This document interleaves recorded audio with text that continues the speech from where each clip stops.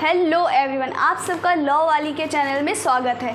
जैसे कि आप लोग हमारी सीआरपीसी की सीरीज़ चल रही थी, हम लोगों ने ऑलरेडी 5 चैप्टर कंप्लीट कर लिए हैं और 6 चैप्टर का जो हमारा 2 टॉपिक बचे हैं, मतलब 2 पॉइंट बचे हैं सी और डी, जो कि इस वीडियो में कंप्लीट करेंगे। और हम लोग और भी सब्जेक्ट्स को हम अपने लॉ वाली के चैनल में बना रहे हैं, आप उनको भी देखिएगा। जो भी बच्चे कॉम्पिटिटिव तैयारी कर रहे हैं, चाहे पीसीएस जे हो, चाहे कोई भी कॉम्पिटिटिव तैयारी कर रहे हों, उसमें जैसे कि क्या इम्पोर्टेंट है, क्या इम्पोर्टेंट नहीं है, वो भी हम लोग इसमें बता रहे हैं। जैसे बच्चों को पढ़ने में, समझने में बहुत दिक्कत होती है, तो बहुत ही इजी वे में बताएंगे, ठीक है। किसी भी टाइप की क्वेरी होती है आप कमेंट कर सकते हैं, और हमारे इंस्टाग्राम और टेलीग्राम, फेसबुक पर भी आप जुड़ सकते हैं, लिंक डिस्क्रिप्शन में मिल जाएगी आपको। चलिए स्टार्ट करते हैं अपना आज का टॉपिक, जो कि है section C, proclamation and attachment. तो पहला सेक्शन है 82। अब सेक्शन 82 क्या बोलता है, उसको पढ़िएगा। देखिए, कुछ प्रोसीजर है, किसी पर्सन को कंपेल करना है कोर्ट में आने के लिए, तो उसको समन भेज दिया, अब वो नहीं आया, कुछ भी हुआ और नहीं आया, तो उसको वारंट भेजा जाएगा कि अब जाइए, भाई किसी को इशू कर दिया, आप जाइए उसको पकड़ के लाइए, तो वारंट हो गया। अब वारंट पे वो मिल ही नहीं रहा है, ऐसे समझने की कोशिश करिए, वारंट पे वो मिल ही नहीं रहा है, तब क्या करेंगे? तो जो पर्सन है उसका प्रोक्लेमेशन ऑर्डर कर दिया जाएगा। क्या है वो मैं आगे बताती हूँ। और साथ में लिखा है एंड अटैचमेंट। अब अटैचमेंट क्या है, उसका अटैचमेंट भी कर दिया जाएगा। क्या कर दिया जाएगा वो मैं आपको बताती हूँ। पहला पढ़िएगा, क्लॉज बोलता है if any court has reason to believe that any person against whom a warrant has been issued abscond and conceal him warrant। देखिए पूरा पढ़ लीजिएगा आप, जैसे मैं पढ़ा रही हूँ उसको पढ़ने के बाद एक बार सेक्शन रीड ज़रूर करिएगा, तभी आपको ज़्यादा अच्छे से समझ में आएगा, कॉन्सेप्ट क्लियर होगा, ठीक है। तो पहला क्लॉज बोलता है कोर्ट अब किसी पर्सन को प्रोक्लेम्ड घोषित करना आसान था या नहीं, तो रीज़न टू बिलीव होना चाहिए कोर्ट को। ऐसे नहीं कि कोई पर्सन मिल नहीं रहा है, किसी भी रीजन वश नहीं मिल रहा है, उसको तबीयत ख़राब हो नहीं उसको, या फिर वो जो वारंट था उसके पास पहुंचा ना हो, या कुछ भी हो सकता है। तो पुलिस जो कोर्ट को रीज़न टू बिलीव होना चाहिए कि वो पर्सन भाग गया है, एब्सकॉन्ड हो चुका है, या तो वो अपने आप को छुपा लिया है कहीं। इसमें देखिए 2 वर्ड लिखा है कि एब्सकॉन्ड हो जाए या कंसील कर ले, यानी भाग जाए या तो अपने आप को छुपा लेता है, तो उस पर्सन को कोर्ट पब्लिश कर देगी रिटर्न में प्रोक्लेमेशन, यानी उसको भगौड़ा घोषित कर देगी। उसका टाइम पीरियड दिया है, specified time not less than 30 days. 30 day के पहले उसको नहीं घोषित किया जाएगा, आफ्टर 30 डे के बाद देखेगी कोर्ट रीज़न टू बिलीव होगा, और उसके बाद प्रोक्लेमेशन उसके लिए उसको भगौड़ा घोषित कर दिया जाएगा। और क्लॉज 2 बोलता है proclamation shall be publish as follows. ये भी सेक्शन, ये सारे सेक्शन बहुत ही ज़्यादा इम्पॉर्टेंट है, तो अच्छे से पढ़िएगा। तो सेकंड क्लॉज बोलता है, उसमें पहला बोलता है it shall be publicly read, और देखिए some conspicuous place of the town village in which such person orderly reside। देखिए जो पर्सन के लिए प्रोक्लेमेशन ऑर्डर किया गया है वो जहाँ पे रिसाइड करता था, जो भी विलेज यहाँ पे लिखा है, ठीक है,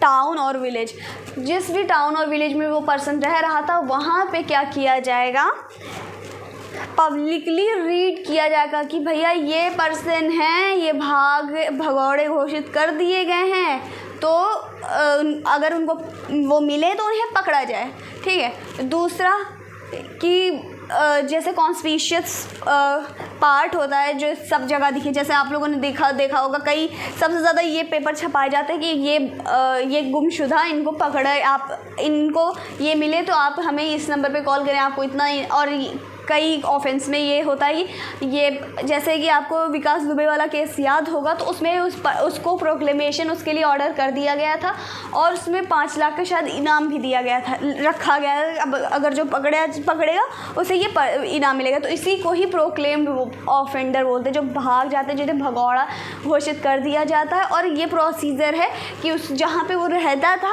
वहाँ पे उसको रीड करके सुनाया जाएगा कि ये यहाँ से भाग गए हैं, तो इनको पाया जाए तो बताया जाए।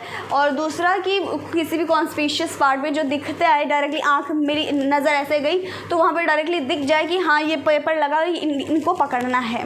ऐसे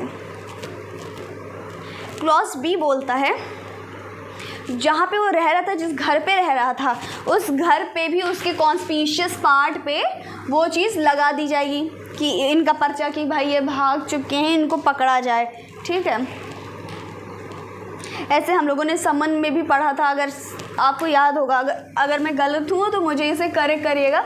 हम लोगों ने कहाँ पे पढ़ा था कि इसको अगर नहीं मिल रहा है, वो पर्सन आप नहीं अवेलेबल है, तो उसके घर के सामने जो कॉन्स्पिशियस पार्ट है उस पर लगा दिया जाए। तो कमेंट कर दीजिएगा, देखते हैं कितना पढ़ रहे हैं।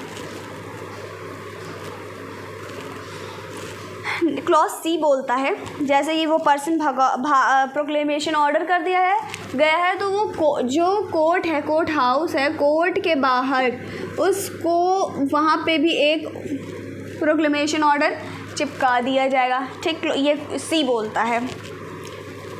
इसका 2 पढ़िएगा। बोलता है जैसे कि डेली न्यूज़पेपर होता है, जैसे आप लोगों ने न्यूज़पेपर में भी, ये सब मूवीज़ में तो बहुत ज़्यादा देखते ही रहते हो क्योंकि ये कोई नया नहीं है, बस ये रियल लाइफ में जो होता है वो थोड़ा सा आप लोगों ने नहीं देखा, लेकिन टीवी में तो बहुत ही ये सब चलता रहता है। तो जो डेली न्यूज़पेपर है उस पर भी ये लोग ये प्रोक्लेमेशन वाला न्यूज़ छपवा सकते हैं। ठीक है, इसका क्लॉज 4 बोलता है ऐसे ऑफेंस, देखिए उसमें सेक्शन लिखा है जो कि आईपीसी के सेक्शन है, जैसे कि 302 मर्डर के हैं सभी है। तो ऐसे जो केस हैं जो 7 साल या 7 साल से ज़्यादा के केस हैं, जेल के सज़ा के, उसमें प्रोक्लेमेशन ऑर्डर किया जा सकता है।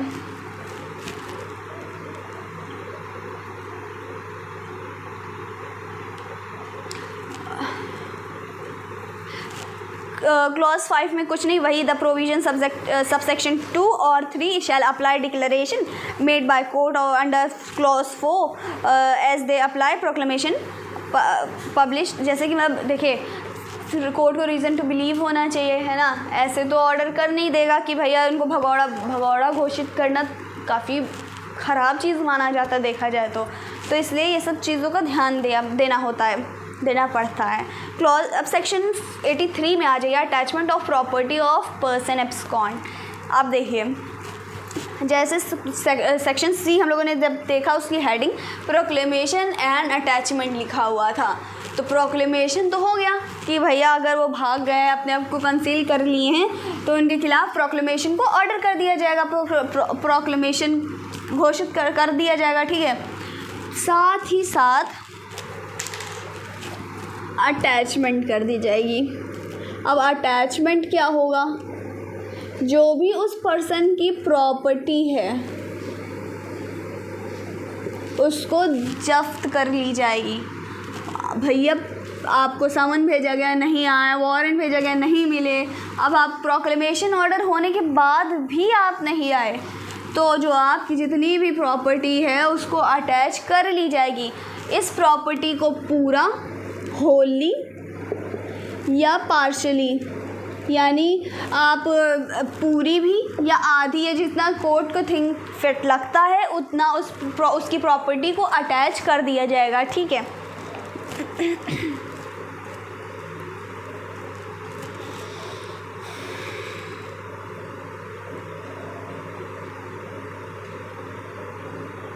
अब मान के चलिए जो जैसे इसमें प्रोविज़न में ए बी और लिखा हुआ है, उसमें बोलता है अगर जैसे कि अब किसी के खिलाफ प्रोक्लेमेशन ऑर्डर हुआ है, तो कुछ तो वो संपर्क वकील से करेगा ना कि आगे क्या हो सकता है, कैसे मैं बच सकता हूँ। तो फिर वकील लोगों को भैया सब कुछ पता ही होता कि आप उसके बाद अटैचमेंट हो जाएगी। तो इस डर से क्या किया, जो ऑफेंडर है वो सेल करने लगा, डिस्पोज करने लगा प्रॉपर्टी कुछ भी, ठीक है। उस केस में जैसे ही प्रोक्लेमेशन ऑर्डर करेगी कोर्ट, साथ साथ अटैचमेंट भी कर देगी, ठीक है। मतलब जैसे ही प्रोक्लेमेशन ऑर्डर करा वैसे ही अटैचमेंट को भी ऑर्डर कर दिया, यानी उस साथ में ही उसकी प्रॉपर्टी को अटैच कर दिया। भैया आप तेज़ हैं तो कोर्ट उनसे ज़्यादा तेज़ है, ऐसे थोड़ी ना जाने देगी। आप भाग भी गए, आप अपनी प्रॉपर्टी भी ले गए, ऐसे थोड़ी ना हो सकता है।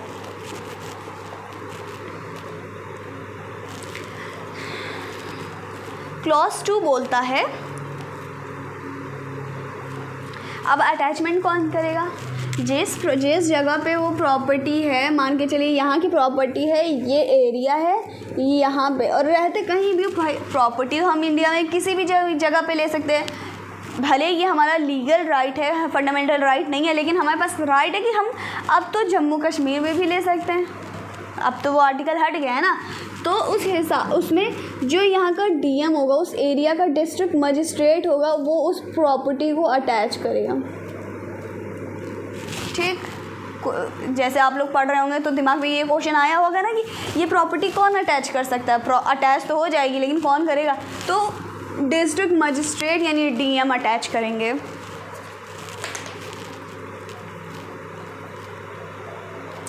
क्लॉज 3 बोलता है, जैसे कि होता है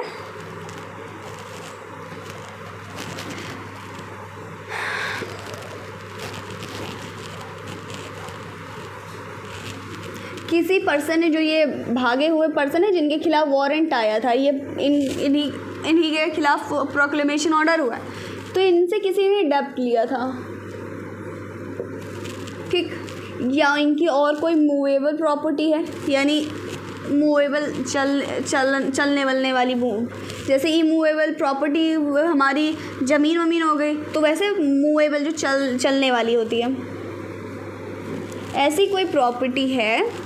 डेब्ट है, पहली सिचुएशन डेट है, तो डेट में क्या किया जाएगा कि इस पर्सन को बोला जाएगा आप ये पैसा इनको नहीं पे करेंगे, आप पे करेंगे कोर्ट को, जो भी रिमेनिंग डेब्ट है, ठीक है।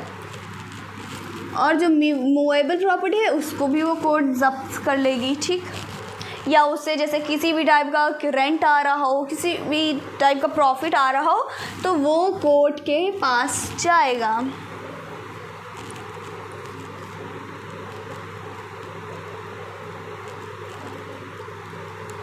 ठीक है। कोई मूवेबल प्रॉपर्टी मिली है तो उसको सीज कर सकता है, ठीक। पहला सीज कर सकता है। दूसरा रिसीवर अपॉइंट कर सकते हैं। आप पढ़िएगा, ए में लिखा है बाय सीज और दूसरे में लिखा है by the appointment of receiver, third लिखा है by order writing prohibition delivery of property claim person any on behalf. जैसे कि थर्ड में मैंने जैसे डेट का बताया है, ये वाला सीन हो गया। और फोर्थ बोलता है ये या फिर कोई और जो मतलब कि मेथड है उसे कोर्ट फॉलो कर सकती है जैसे उसको सही लगता है। क्लॉज 4 बोलता है if the property order to be attached is immovable. मैंने अभी बोला कि जैसे अरे एक मिनट, मूवेबल प्रॉपर्टी का हो गया, किसी डेट का हो गया। अब इमूवेबल प्रॉपर्टी का क्या सीन है? तो जब इमूवेबल प्रॉपर्टी होती है तब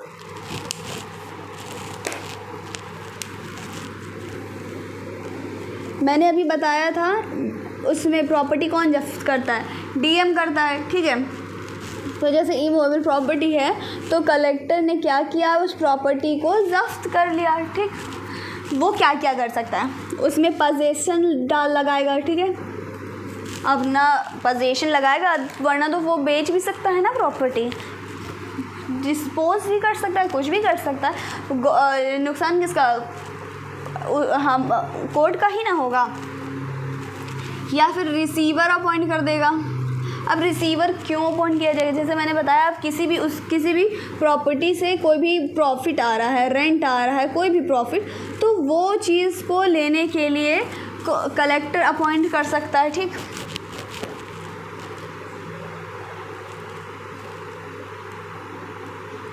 इसको राइटिंग में करा जाएगा, और इनमें से जो भी लगता है इसे राइटिंग में होगा। ऐसे थोड़ी ना कर दिया जाएगा आपको, लो भैया ज़मीन और आप रहो, ऐसे नहीं हो सकते। ये भी कर सकते हैं, और कोर्ट को ठीक लगता है तो वो भी अपना सकता है। ठीक है, कर सकता है। क्लॉज 5 बोलता है, मान के चलिए जैसे कि अब किसी पर्सन के लिए आया था ये, अब उसकी प्रॉपर्टी जो है वो ख़राब होने वाली है। देखिए उसमें लिखा हुआ है परशेबल नेचर की है, यानी वो ख़राब हो जाएगी। कुछ भी मान के चलिए सब्जी है, आम है, कोई ऐसे टमाटर है, कुछ भी, तो कोर्ट क्या करेगी? उसको सेल कर देगी और उसका जो नेट प्रॉफिट है उसको अपने पास रख लेगी। ठीक है, जैसे कि कभी होता है ना कि जैसे अब ये तो सामान जो परशेबल नेचर का है, जो ख़राब होने वाला है, वो तो ख़राब हो जाएगा, लेकिन फिर तो ना कोर्ट का ही प्रॉफिट है। और मान के चलिए कुछ टाइम बाद वो ऑफेंडर, जो प्रोक्लेम्ड ऑफेंडर है, वो आता है या किसी भी रीजन वश अपना जो भी बताता है कि भैया हम इस कारण नहीं आ पाए, तब तो नुकसान हो जाएगा। तो इसलिए कोर्ट उसी के प्रॉफिट के लिए ये सेल करती है और उसको सेव करके रखती है। ठीक है, क्लॉज 6 बोलता है the power, duties and liability receiver to appoint. देखिए अभी हम लोगों ने 2 जगह पढ़ा है, रिसीवर को अपॉइंट किया जाएगा तो उसकी कुछ पावर्स, ड्यूटीज़, लायबिलिटीज़ होंगी जो कि CPC में दिया हुआ है। ठीक है, आप उसे पढ़ लीजिएगा, वो पावर और ड्यूटीज़ आपको समझ में आ जाएगा क्या उसकी रिसीवर की होती हैं। सेक्शन 84 हम बोलता है claim and objection to attachment. आ गए ना हम लोग कि अब क्लेम वाला सिस्टम। देखिए ज़रूरी नहीं है किसी के ख़िलाफ़ ये सब हुआ है और वो ना आना चाहता, वो शायद आना चाहता हो, किसी रीज़न वश नहीं आया, नहीं पहुंच पाया। ठीक है, तब क्या होगा?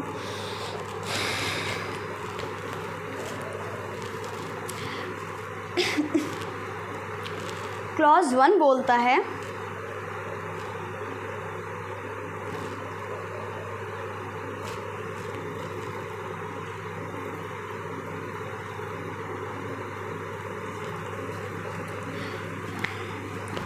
किसी की भी प्रॉपर्टी को हमने अटैच किया। ठीक, कोर्ट ने अटैच किया किसी की प्रॉपर्टी, उसको 6 मंथ तक के उसको रख देगी, टच नहीं किया जाएगा। परशेबल इन नेचर है तो उसको सेल कर दिया जाएगा, उसमें कोई बड़ी वो बात नहीं। लेकिन ऐसी कोई प्रॉपर्टी जो ठीक है, ज़मीन है, गाड़ी वाड़ी है, तो इन सबको 6 मंथ तक के रख देगी। कुछ नहीं किया जाएगा उसके साथ। हो सकता है कोई क्लेमेंट आ जाए, है ना, इसलिए तो इसमें यही बताया गया है।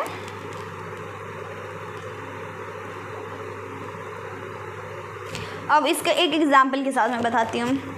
जैसे कि ये 2 ब्रदर हैं, ठीक है, इन लोगों ने ये एक प्रॉपर्टी ख़रीदी इतनी बड़ी 50-50 में, इन्होंने 50 दिया, इन्होंने 50 दिया। ठीक है, तो अब इनके लिए प्रोक्लेमेशन ऑर्डर कर दिया गया। ठीक है, और इनकी इस प्रॉपर्टी को कोर्ट ने अटैच कर दिया, पर अब इनका तो राइट वॉयलेट हो रहा है ना, तो इसलिए ये जांच सकते हैं अपनी इस 50% प्रॉपर्टी की, भैया आप इसको सेल नहीं कर सकते, इसमें मेरा भी हक है, पूरे एविडेंस लेकर के जाएं। ऐसे आप हवा में कह दे जाकर कि भैया इसमें मेरा भी हक है, तो ऐसा नहीं होता है।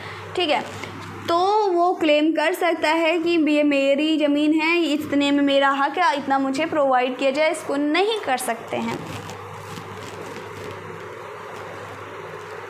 और कोर्ट की डिस्क्रिशन पे है। अब देखिए ये प्रूफ कर लेगा तो डिस्क्रिशन क्या ही है, तो कोर्ट को तो आपको उसको प्रॉपर्टी देनी पड़ेगी, लेकिन ये प्रूफ ही नहीं कर पाए, तो ये कोर्ट की डिस्क्रिशन है, उसे अलाउ करे या डिसअलाउ करे। ठीक,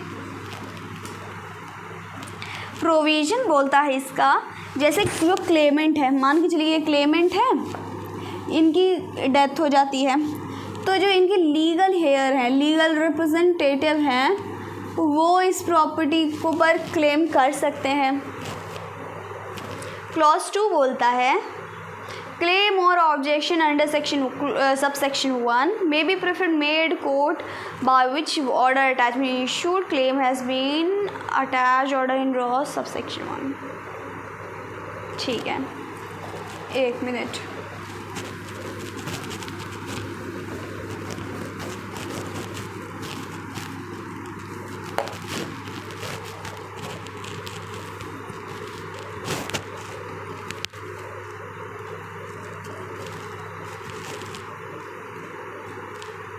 हम लोग क्लॉज 2 पढ़ रहे हैं ना।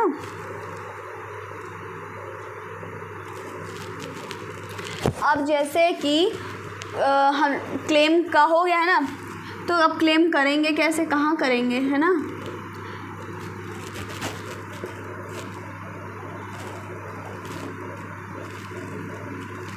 देखिए,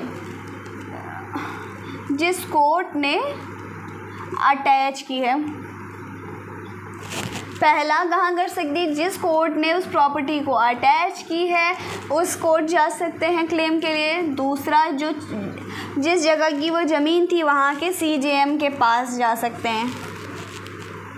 ठीक, देखिए लिखा हुआ है क्लेम और objection under subsection 1 may be preferred और made in court which is order attachment. देखिए, जिस कोर्ट ने प्रॉपर्टी को अटैच किया है, जिस कोर्ट ने ऑर्डर किया है कि इनकी प्रॉपर्टी को अटैच कर लिया जाए, वहाँ पे पहला क्लेम कर सकते हैं। An order in draws under subsection 2 clause 83 court chief judicial magistrate district magistrate district in which attachment is made. जिस डिस्ट्रिक्ट में अटैच की गई है उसके CJM के पास क्लेम कर सकते हैं। ठीक, यही दो जगह, जिस कोर्ट ने ऑर्डर किया था उस कोर्ट के पास और उस एरिया के, उस जुरिस्डिक्शन के CJM के पास। नेक्स्ट क्लॉज है 3, जो बोलता है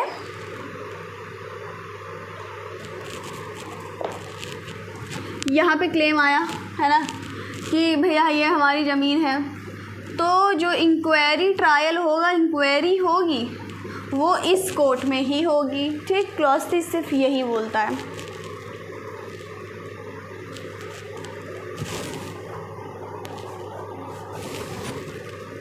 प्रोविज़न बोलता है provided that if it is preferred or made in court or a chief judicial magistrate, he is it over disposal or magistrate subordinate any person, chief judicial magistrate or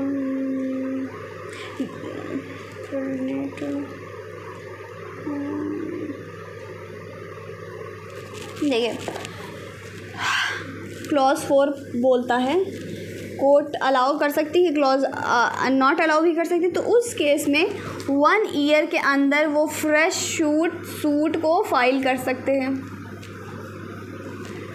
क्योंकि हो सकता है कि किसी भी कारण वो नहीं अपने आप को प्रूव कर पाए हैं, तो उस केस में वो फ्रेश सूट का भी एक प्रोविज़न है। और जब उस फ्रेश सूट में जो जजमेंट आएगा, डिक्री आएगी कि भैया अगर चाहे अलाउ हो जाए डिसअलाउ, वो फाइनल डिक्री माना जाएगा। ठीक,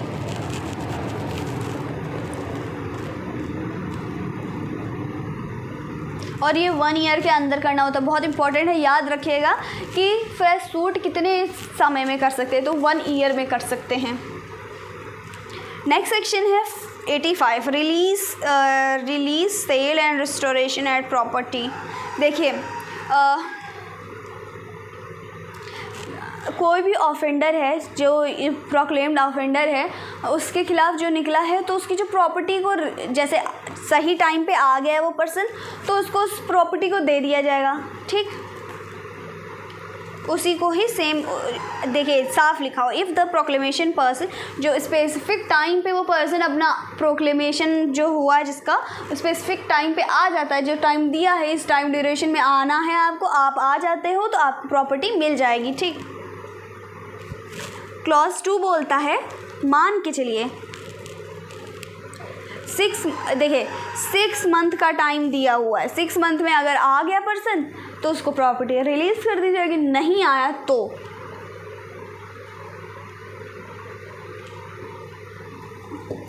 6 मंथ के बाद उसकी पावर है भैया, वो कुछ भी कर सकती है कोर्ट।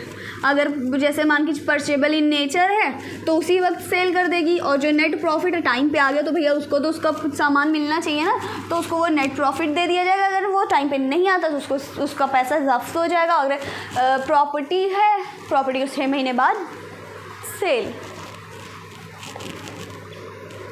क्लॉज 3 बोलता है, मान के चलिए अटैचमेंट का जब आया था उससे 2 साल के भीतर आता है, आदमी आ जाता है, ठीक है, इस सिचुएशन में आ जाता है और कोर्ट को सेटिस्फाई करता है कि किसी भी रीज़न कि मुझे ये मालूम नहीं था कि ऐसा हो गया, भाई प्रोक्लेमेशन ऑर्डर हो गया है, मैं नहीं आ पाया, और कोर्ट को सेटिस्फाई कर देता है अपने से, तो उसको वो मिल जाएगा, नेट प्रॉफिट मिल जाएगा, ठीक, उसका cost. Section 86 appeal from order rejection application registered और अटैच। देखिए हम सेक्शन 68 के अंदर अपील कर सकते हैं। मान के चलिए ऑर्डर को रिजेक्ट कर दिया, कैंसिल कर दिया, तो आप उस कोर्ट से अपर कोर्ट में, उसके सुपीरियर कोर्ट में जा कर के आप अपील कर सकते हैं। ये हमारा पूरा प्रोक्लेमेशन और अटैचमेंट के सेक्शन है, ठीक है। इसमें अगर किसी भी टाइप की आपको थोड़ी भी अगर लगता है कि नहीं समझ में आया या दोबारा समझाना चाहिए तो आप कमेंट करिएगा, ठीक है, आपको प्रॉपर्ली समझाया जाएगा। और किसी भी टाइप अगर आपको लेक्चर अच्छा लगा है तो लाइक शेयर कमेंट ज़रूर करें, और हमारे जो केस लॉज की सीरीज़ है उसको भी डेफिनेटली चेक कर लीजिएगा। Thank you.